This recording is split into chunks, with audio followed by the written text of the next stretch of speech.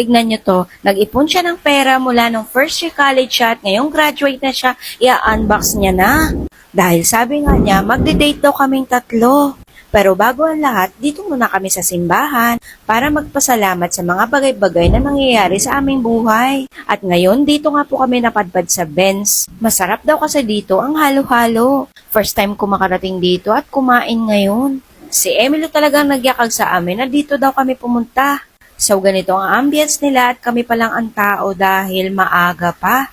Ito yung mga menu nila at marami talaga kayong pagpipilian dito. Pero number 1 daw dito ang halo-halo.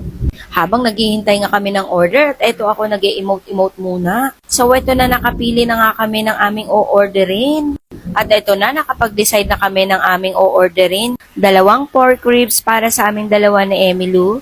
At chicken barbecue naman para sa papa niya. Grabe, sa tingin ko mukhang masarap nga siya.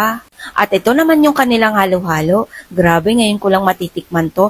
Number 1 daw kasi yung halo-halo dito sa Benz. Masarap at malasa talaga. Tapos sa laki ng lalagyan, grabe, siguraduhin nyo lang na talagang malaki ang inyong bituka. Kasi kapag katulad ko ay talagang hindi mo mauubos. Ito na nga, inuupakan ko na yung pork ribs.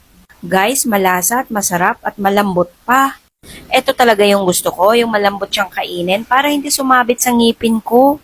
At eto na sa wakas, titikman ko na talaga yung halo-halo nila. At talaga namang pinagmamalaki ng Benz nga na sabi nila ay masarap nga daw. Maraming dumadayo dito sa Benz guys dahil talagang masarap daw ang kanilang halo-halo. Matatagpuan nga po pala ang Benz dito sa may Centennial, unahan lang ng High Precision sa may Kawit. So ito na nangangalahati na kami sa pagkain dito at mauubos na kinukuhanan ko ulit. At ayun nga, habang kumakain kami, dumadami na din at nagdatingan na rin ang mga tao. Akala ko talaga hanggang sa matapos kami kumain ay walang kumakain at kami lang. Pero eto, natapos na kami kaya magbababay na ako. Thank you guys, bye!